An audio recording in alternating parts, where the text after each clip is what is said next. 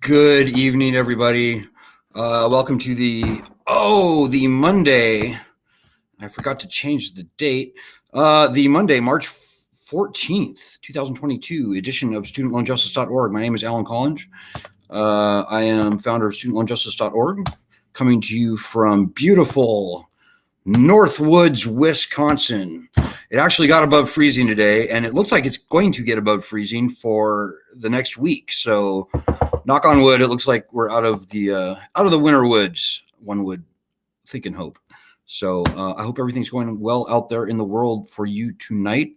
I'm going to try and keep it rather short tonight. If you're watching us on Twitter or Facebook, by all means, leave your comments and questions. If I can see them, I'm very happy to respond to them. That's not always a guarantee. So a couple of announcements. We got a fairly good quote in the news last week. New Amsterdam Times or something in New York got a good quote in Newsweek as well. And the summation of both of those quotes was that this lending system is catastrophically failed. And that is so true. And if you would like to ask me about that, I'd like to tell you why it is catastrophically failed, like no other lending system we've ever seen before in this country, including subprime home mortgages, including savings and loans from back in the 80s, even including margin call loans back in 1929 during the beginning of the Great Depression. So we're thrilled with that. More importantly, last week, we got some good news from the Secretary of Education, Secretary Cardona, reaffirmed the department's intention to hopefully stop opposing student loan borrowers in bankruptcy court. It's very important. For many years, the department and its contractors have fought tooth and nail behind the scenes to quash bankruptcy claims from the minuscule, like less than 20 number of cases that actually make it to court. Nobody tries to get their loans discharged in bankruptcy because they're essentially impossible to do. So that should be changing. Cardona went even further to say that he had advised the Justice Department to grant pause requests for the currently ongoing bankruptcy cases. There's probably like 12 of them, so it's like not that big a deal, but just the fact that he would come out and make that announcement is significant. So that's good. A couple other things happening. Terrible report about Maximus. Maximus is used to be a student loan default collection company. Now they are going to be the largest student loan servicer in the country because Navient got scared and got out. It wants to get out of the business and transferred its entire portfolio to Maximus, aka Aidvantage. What could go wrong, right? These student loan collection companies, they are just disgusting. And I could go on and on and on about that, but I'll keep it. I'll leave it there at that. But if you have any comments or questions to that end, please log them here, and I will gladly respond to them if I can see them.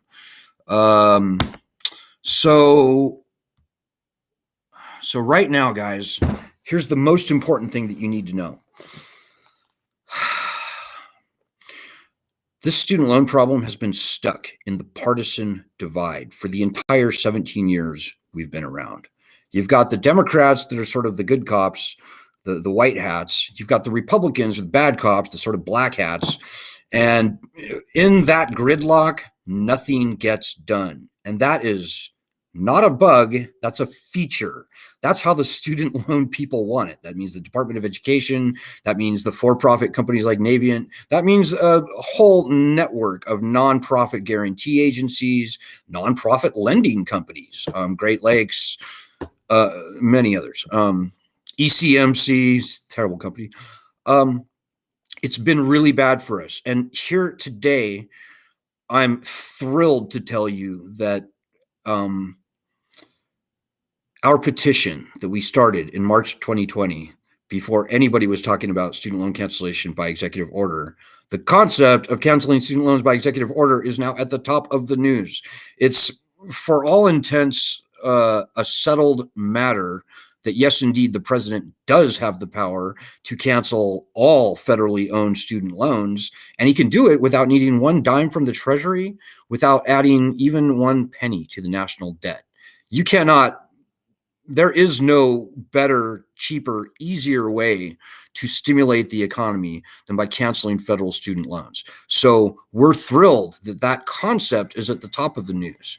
However, unfortunately, this whole debate has been cleverly bounded by the people in Washington, D.C., so that in the current politics, we have a terrible president, by the way. Joe Biden is no friend of student loan borrowers. But in the current politics, the way this debate has been framed, we are looking at a range of possible loan cancellations. At the low end, a $10,000 thing, which is an insult. At the very most, this up to $50,000 loan proposal that we saw from Elizabeth Warren and Chuck Schumer. We're thrilled that Elizabeth Warren and Chuck Schumer grabbed hold of the concept and ran with it, and it is now top of the news. Thrilled. But this up to $50,000 is a trick, ladies and gentlemen. It's a trap. You know, every lawyer out there knows what up to means. Up to is weasel wording. Up to could mean nothing. And if the people in Washington, D.C., the Department of Education, their contractors, Navy, and all those people, if they, and the Department of Education is not a good agency, by the way, ladies and gentlemen. I'm sorry to break the news to you. I'm sure every other federal agency does a great job, but the Department of Education is a captured, corrupted agency. They have jettisoned their public, their sort of public goal, their public service aim, their mission to serve the public. That went away a long time ago, well before we even got into this issue in 2006. Department of Education is not good. So the people in Washington, D.C., for them, up to $50,000 will mean almost nothing for almost everyone and absolutely nothing for many. They will bureaucratize it to death. So they'll say, oh, I know we said up to $50,000, but you get $3,000, you get $8,000, you get nothing because you're in default, you get nothing because you earn too much, you get nothing because some other reason. There's a million different ways that up to, those two cute little words, can be used to make sure that whatever is being advertised will not happen. And we've seen that game played before. We've seen that movie, ladies and gentlemen, going back to 2007 when IBR and public service were brought into place. We've seen it many times. Of all the loan cancellation gimmicks that we've seen, and there have been many, like 5, 99.9% or 99, well, probably maybe even 0.9% of everyone has, for bureaucratic reasons, been disqualified out, and they've not gotten their loans canceled. In fact, they've gotten booted out and they've been left kicked to the curb, owing far, far more than had they never tried in the first place. So the current political dynamics are no different, ladies and gentlemen. Up to $50,000 is a fake. It is a stunt, and it's not to be trusted. And by the way, even if it was actually $50,000 per borrower, that's nonsense. The worst hurt borrowers owe way over $50,000, way over. I'm thinking of people like, I'm not going to say her name, but a woman in our group, very nice person. She originally borrowed $26,000. She's repaid $92,000. She still owes $132,000. The worst hurt people are people in their 50s and 60s and 70s who have been slammed by this debt for years and decades. And even if it was $50,000, that's not going to do anything for them. So the people in Washington, D.C. have very effectively bounded this problem and guaranteed that whatever loan cancellation we might see in the current dynamics is going to be meaningless, worthless, a stunt, a ruse, a joke, a cruel joke. And you and me are the punchline. I have student loans, by the way. I've been in default for over 20 years now. And I wear it as a badge of honor at this point because this truly is the most unconstitutional, most vicious, and most worthy of our opposition injustice domestically that I can even think of in this country. So I'm proud to be fighting this fight, and I'm proud to be in a position where I can say exactly what I think, and I can tell the truth as best as I can discern it. And I'm here to tell you guys, 17 years of experience have showed us, and there is not even a shred of doubt in my mind that up to $50,000 will come to almost nothing for almost everyone. That's how the swamp rolls. They love that. The one thing I can suggest, the one thing that I can think of that would change that game is returning to the people the fundamental uniform bankruptcy rights that should have never been taken away, but were taken uniquely away from both federal student loans and also private student loans. Now, nobody wants to file for bankruptcy. It's a terrible thing to have to do. That's not what is important, ladies and gentlemen. Very few people should have to file for bankruptcy. We must have the threat. We must have the leverage that bankruptcy provides borrowers in order to compel President Biden to meaningfully cancel student loans. That's the only thing that I can think of that would make that happen. And first of all, let me see if I can see some comments here. It's the most important point, ladies and gentlemen. I want these loans gone. I want them gone. This lending scam is a cancer on our country. The loans have got to be gone. And quite frankly, I believe, and I hope, and I pray that there are still some good people in Washington, D.C., who would rather spend the next 3 years reinventing higher education in this country, the funding mechanism for it, whatever form that may take. I'm agnostic. I have some preferences, but that's not why I'm here.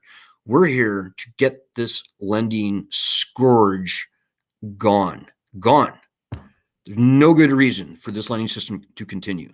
I don't know, like prohibition. It needs to be thrown onto the scrap heap of failed U.S. policy experiments, because this one is a dead dog. It is a dead man walking. It is, at this point, zombified. One little data point to prove that, before the pandemic, 64.3% of all borrowers, that's nearly 2/3, were not paying on their student loans. That's before the pandemic. And even if you don't count the people who are in school, it's still 57%, more than half of everyone was not paying on their student loans before the pandemic. Today, right now, almost nobody is paying. And if and when they have the cojones to try and turn this lending scam back on, very few people will resume paying. The lending system is toast. This could have a good ending. This could have a very bad ending. The good ending is where ultimately Joe Biden and others in Washington, D.C. acknowledge this failed lending scam for what it is, capitulate, see the writing on the wall, and do the right thing and cancel these loans, get rid of this lending system, and come up with something better. And the only thing, as I said, the only thing that I can point to, the only thing that I can identify that will make that happen is having the threat of bankruptcy back on our side. As I said, nobody wants to file for bankruptcy. And quite honestly, very few people should even have to file once we get the threat returned. Like, bankruptcy exists for every other type of loan, credit cards, for example. You don't see multi-million people filing for bankruptcy on their credit cards every year because they don't have to. The threat of bankruptcy alone is enough for them, for the lenders to do the right thing by the borrowers, to behave in good faith. Well, similarly, with student loans, when bankruptcy is returned, everybody in Washington, up to and including Joe Biden, will realize, okay, the jig is up. There's 40 million very distressed student loan borrowers in the country by my best estimate right now. And not Joe Biden, not anyone in Washington, D.C. Would willingly preside over a massive wave of filings larger than anything we've ever seen before in this country. Like worse than the Great Depression. They're not going to let that happen. That's bad on every level. It's certainly not going to win them any elections. So just getting bankruptcy protections returned should be enough to compel actual, meaningful, widespread, perhaps even total loan cancellation. And that's the only thing that I can see that's going to make that happen. And there's a very good reason that the founding fathers called for uniform bankruptcy laws in the Constitution, like ahead of the power to raise an army, ahead of the power to declare war, ahead of the power to build a navy and coin currency and create a post office and stuff. So founders knew something. You know, George Washington, Thomas Jefferson, many others were being absolutely savaged by British banks and merchants under predatory debt. And at that time, there was the threat of debtor's prison hanging over their heads. So I think the founders knew something. And, you know, it's obvious. You know, our country should learn a lesson from this student loan disaster. And the lesson is you should never take bankruptcy protections away from, frankly, in my opinion, any debt. I mean, I suppose criminal debt, people can make that maybe a case, but come on, it's the stupidest thing in the world to do. You cannot give the lenders, even if the lender is the federal government, it turns out, as the evidence clearly shows, you cannot take bankruptcy, the threat of bankruptcy, away from the people. You cannot do it. Things go bad, and they go bad in a hurry. If you look at student loan debt, like in 1998, they took bankruptcy away from federal student loans permanently. And you can see that the level of debt and the price of college just began screaming upward from that point onward. So hopefully the people in Washington, D.C. have the intellectual honesty and a shred of integrity to recognize what I just said, acknowledge this failed lending scam for what it is. And when we have the leverage that bankruptcy provides to us back on our side, they'll essentially have no choice but to do widespread loan cancellation. Hey, I see a bunch of comments here.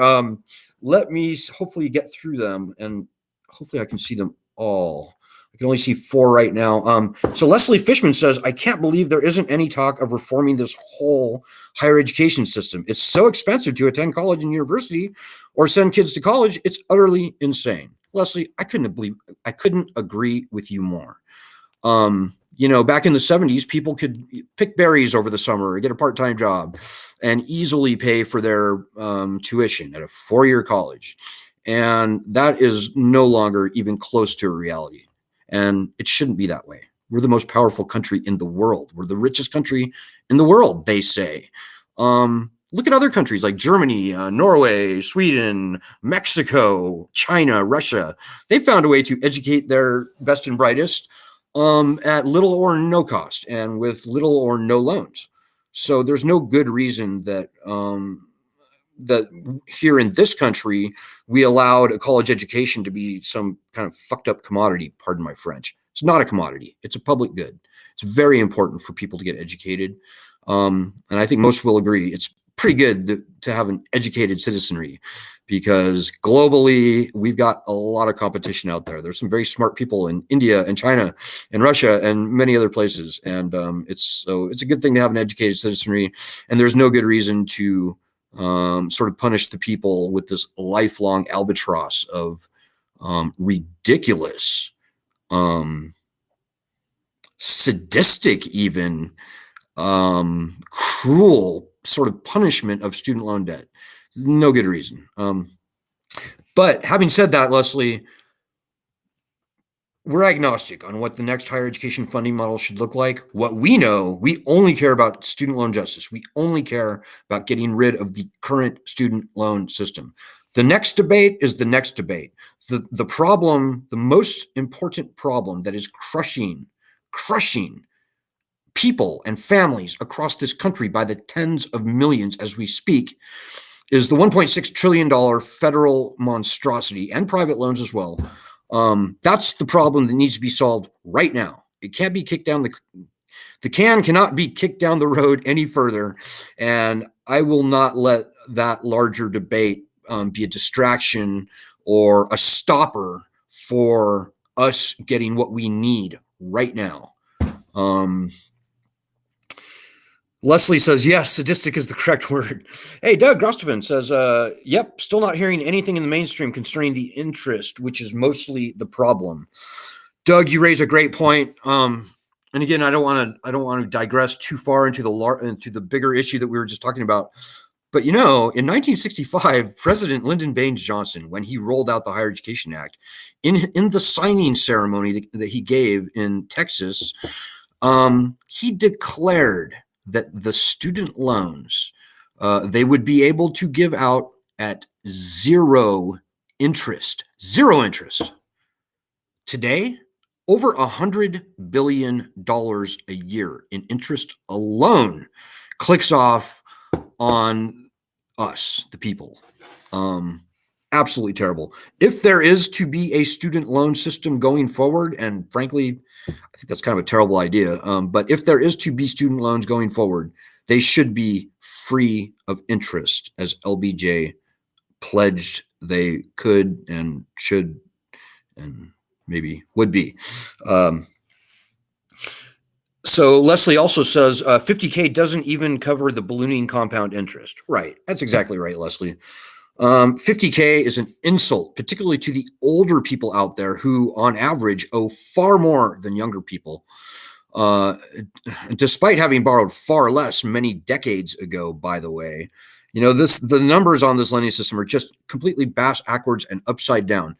Most people would assume that most people, they get their loans in their 20s, they pay them off in their 30s, and they're done by the time they're like 40 or at the latest 50.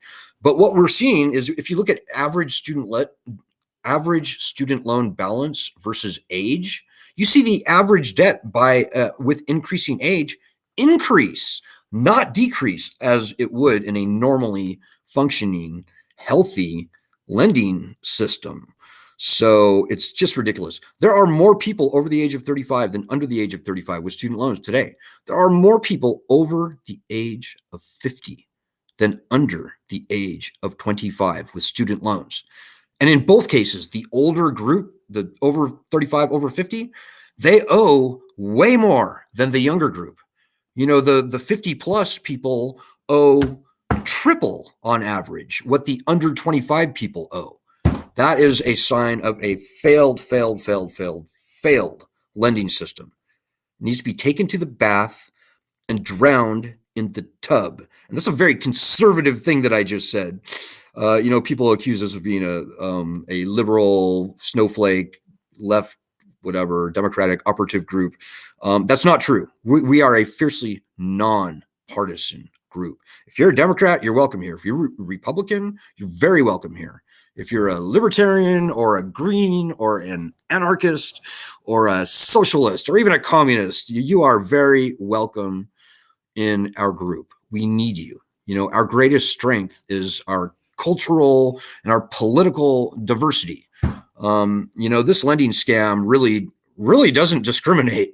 You can slice and dice this problem any way you want. This is a woman's problem. It certainly is. Women hold nearly 2/3 of all student loan debt. This is an African-American problem. African-Americans are hurt far worse than average by these loans. This is a veterans problem, believe it or not. Veterans are getting inordinately screwed. The GI Bill does not go as far as you might think. Interestingly, and most people don't believe me when I say this, most student loan borrowers, by my best estimation, are either Republican or independent. I kid you not. In 2014, Pew found that Republicans and independents comprised about 50% of everyone who had been to college, whether they graduated, whether they didn't. But the nation as a whole, the national trend has skewed a point or two to the right since 2014. So it is not really even a stretch. It's not controversial to say that most student loan borrowers are either Republican or independent. So, full disclosure, you can also say that most student loan borrowers are either Democratic or independent. Also, the independent really is right in the middle there. But no, it's true. Most student loan borrowers are either Republican or independent. So as often as you can repeat that as you go forward fighting this battle with us to a conservative audience, the easier it gets for us. You know, the toughest thing in this whole battle, well, there's two tough things, but the toughest thing is getting through to conservatives. You know, there's so many people out there who don't have student loans. They consider themselves to be conservatives. And as soon as you mention student loan cancellation, in their minds, they think liberal, snowflake, Antifa protester, hippie or something. And they're like, no, don't cancel student loans. But the truth of the matter is, and if they would talk to their friends and their family and their colleagues, they would learn that no, this is not a left problem. This is a centrist problem. And in fact, what I just said, most student loan borrowers are either Republican or independent. And by the way, the worst hurt states in the union are states like Texas, Alabama, Florida, Ohio, Missouri, Indiana, North Carolina, South Carolina. Georgia is the worst by a lot, by the way. So these are not blue states. These are red states. And they are Alabama. They are being absolutely slammed. West Virginia's got the highest default rate in the country. And I think they're the most Republican state, too, if I'm not mistaken. Hey, Lisa says, this is a woman's problem. Yes, this is absolutely a woman's problem, Lisa. And, you know, it's amazing how you can intersect this thing like almost the only people this isn't a problem for are like very wealthy people, like very wealthy, like even moderately wealthy people. They may not get student loans, but they've got to write a check for their kids' college tuition. And this lending system has enabled hyperinflation over the past 30, 40 years. And so even moderately wealthy people should definitely be on our side. I think most people would agree the colleges need to be restrained a little bit. There's no good reason for colleges to be charging $75,000 or $80,000 a year for, and even some state schools are like $25,000, $30,000, $35,000 the total cost of attendance. Imagine having 3 kids. What's that? That's like $105,000 a year. And it's not for 4 years because the average time to graduate nowadays is about over 6 years. The average time to get an undergraduate degree. So times 100 by 6, yeah, you need $600,000+ to send 3 kids to even a maybe slightly upper level state school. Like that's just cost of college has risen significantly faster than the cost of healthcare, by the way. Interesting statistic. So the lending system is done, guys. It's toast. We know that. But going back to the very first thing I said tonight, guys, whether you would ever file or never file for bankruptcy, we've got to get this fundamental consumer protection, this constitutionally enshrined right back on our side. We've got to have that leverage. That's the only thing that's going to change the current political dynamics and get us a real loan cancellation that goes way beyond this fake up to $50,000 nonsense. And we love Elizabeth Warren. She's great. But I have to tell you, shame on Elizabeth Warren for even bringing that up to $50,000 nonsense into the debate.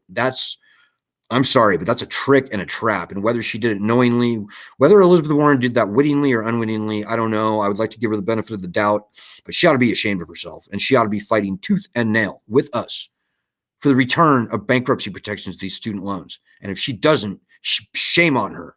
The biggest shame on Elizabeth Warren if she does not fight for the return of bankruptcy protections to these loans. She taught bankruptcy at Harvard many years ago. And Elizabeth Warren and us appeared in a very important seminal top story on 60 Minutes in 2006 That was before she was a senator. And she knew then, and she said exactly the right things. She nailed it. So she's got to walk that talk, and don't let the bad people in Washington, D.C. Corrupt her agenda, or worse. Hey, Royce Hader says, still don't know who my current servicer is, as my loan has been transferred from Cornerstone to another servicer that was fined and dropped their portfolio and assigned to be a new loan servicer. Yeah, Royce, I think you're not alone. I think the lending system is collapsing. It's vanishing into a mist of illegitimacy as we speak. The people in the loan servicers, the guarantors, even the Department of Education, they have all the appearances of being a bunch of chickens running around with their head cut off right now. And it's hard to watch, quite frankly. I think the lending system is in its death throes. And that sounds like maybe a good thing, and maybe it is. But as I said, this could have a really good ending where we see a clean, quick death to this lending system where it's dead and buried. The loans are gone. People can get on with their lives. The economy is stimulated. People can start families and start businesses and all those good things that normal people like to do. Or could have a really bad ending where the swamp, the people who oppose us, they fight tooth and nail behind the scenes to keep bankruptcy gone. These people would continue the infliction of this punishment upon us. And if they are successful, this could have a very disgusting outcome. The lending system's going away, guys. Of that, it's just inevitable. It's just math at this point. Almost nobody is going to resume paying on their student loans when and if they start demanding repayment. And it could get very, very ugly, is my point. We don't want that. I want these loans gone, cleanly gone.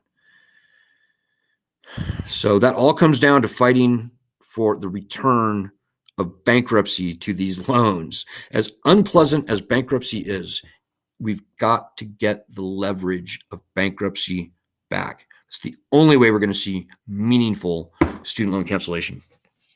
Hey, Lisa Ansel says, shame on Susan Rice for being a voice of obstruction against student loan forgiveness in the White House. Yeah, I completely agree. I would say shame on Susan Rice. I would say shame on Kamala Harris. I would say shame on Dianne Feinstein.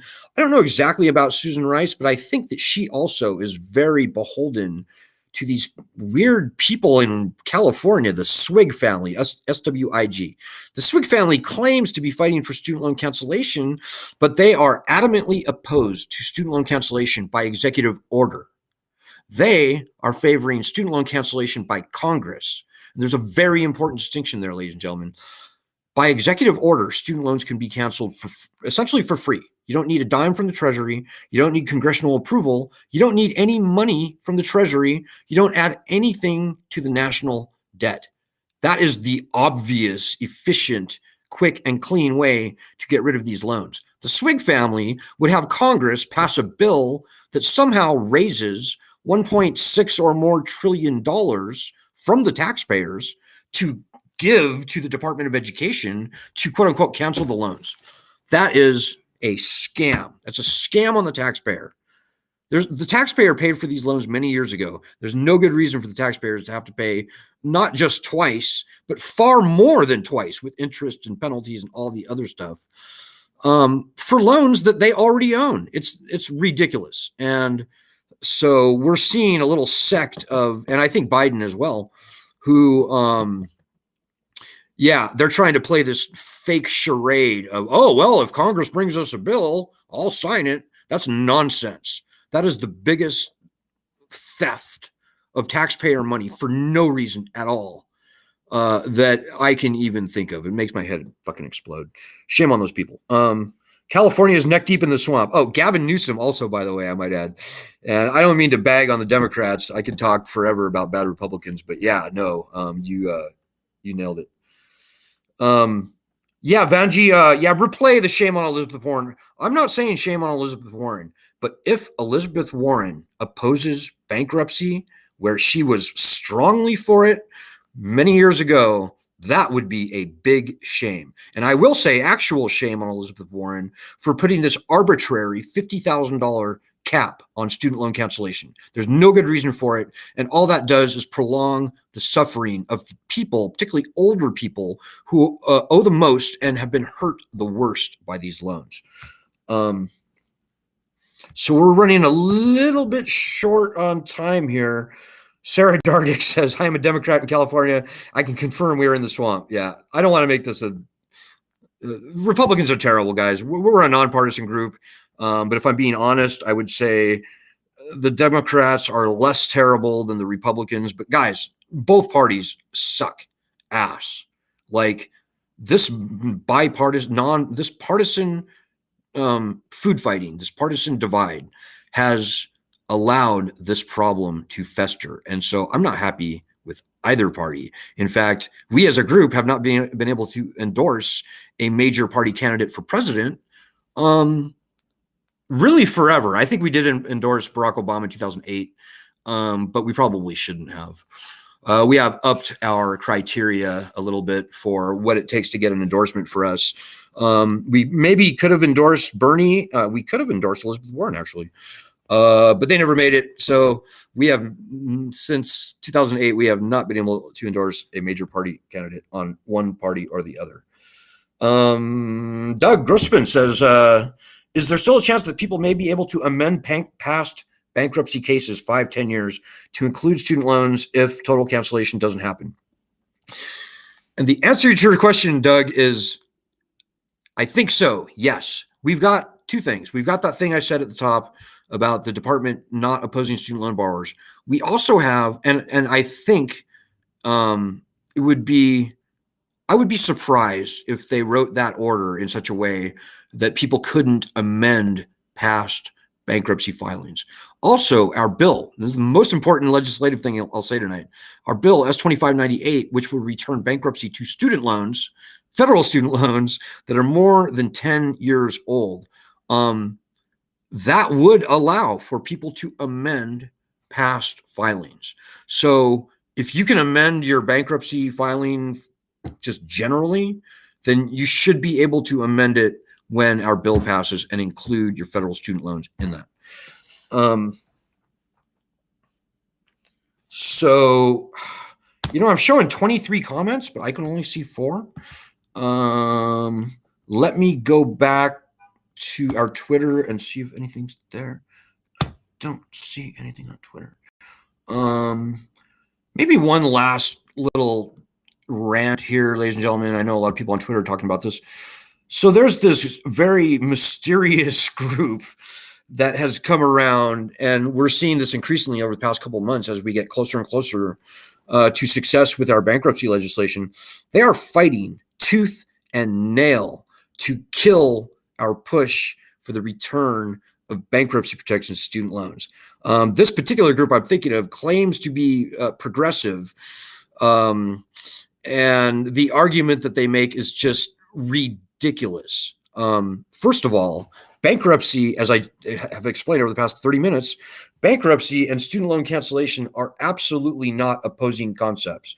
Bankruptcy and student loan cancellation are absolutely in harmony with each other. They are simpatico. And in fact, the one depends upon the other. We are not going to see meaningful student loan cancellation until and unless we get the threat of bankruptcy back.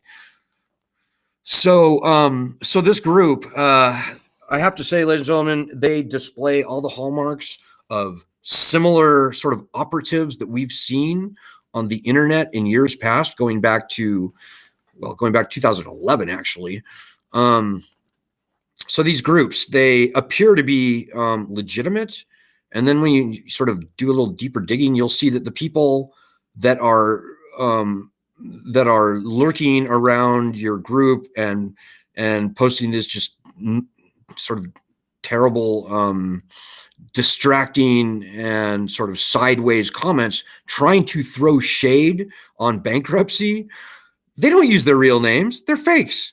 And as deep as you might dig, you will not be able to find their real names.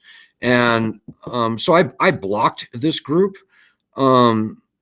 But beware, guys, beware. Anybody out there who is fighting against returning constitutional bankruptcy rights to student loans, they are either woefully ignorant or, in fact, they're working for the opposition. And we've seen that.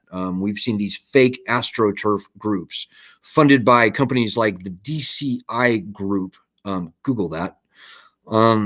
These are not good people. They're paid by our opposition to create fake grassroots groups and do everything they can to divide, cause infighting, and cause friction between the groups and throw water on your agenda. That's what they do, and they're very good at it. So don't give them the pleasure.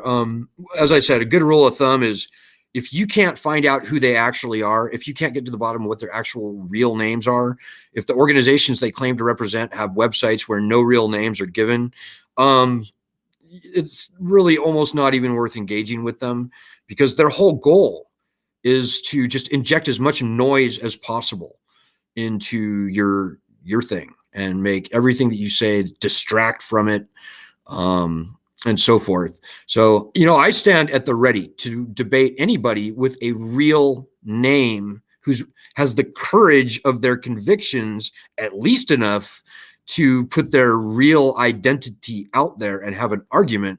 I'm willing to do that. I mean, this argument is so important, and our argument is so freaking strong. I mean, we've been sharpening this blade very carefully and slowly for 17 years now, and we can't be beat. We've never been beat. We've never lost even a point in any argument, in any good faith argument. But I don't play the noise game. I don't play the info wars where the point is just to distract. I don't put up with that bullshit, and so neither should you. And don't be distracted. We're on the right path, guys. And the fact that these creepy people are boiling up everywhere, that's a very good sign. That's a sign that we're on the right track. The fact that we're seeing all these swamp creatures churn out these anti-borrower news pieces on a daily basis, multiple pieces in a day basis. It's a very good sign, guys. At this point, I would like to say we can't be stopped, but I'm very worried. We've seen all manner of tricks and traps over the years, and the stakes are too high this time. We can't afford to let ourselves be screwed. So just bear that in mind. Last 3 quick things I'm going to say. Go to studentloanjustice.org. Do a month worth of our daily actions. It will help. Go to our Medium channel, studentloanjustice.medium.com, and read carefully, or enjoy, but take time and read thoroughly the past 5 or 6 articles that we've written. That will give you all the information you know to be a very, very effective student loan justice warrior. And this is a war, and this is your war, and this is your battle. The very last thing I'll say is take heart, guys. We got this. It feels good to fight this battle. These are your loans. This is your problem. But instead of waiting and watching and worrying and thinking that somebody else is going to pull your weight for you, which never happens, you should know it feels good to fight this battle. It really does. We're teaching a lot of people who don't know the facts about this lending scam. We're teaching them the truth. And most people appreciate hearing the truth, even if they don't like it. That's what we're doing, guys. We're spreading the truth. And I stand behind every statistic, every claim that we've ever made. I've never had to retract even one claim. Well, actually, no. I had to retract a very minor claim around 8 years ago. But guys, we got this. We know what we're talking about. And I wouldn't be here if we didn't. So I'm very happy. And frankly, I feel a little bit privileged and blessed to be fighting this battle, because it's not just us that we're fighting for, guys. It's 44 million other people in the country who don't know about us and won't know about us unless you tell them. But it's even hundreds of millions of people who are going to, at least tens of millions, who are going to follow in our footsteps. But it's also for other loans. Remember, guys, if this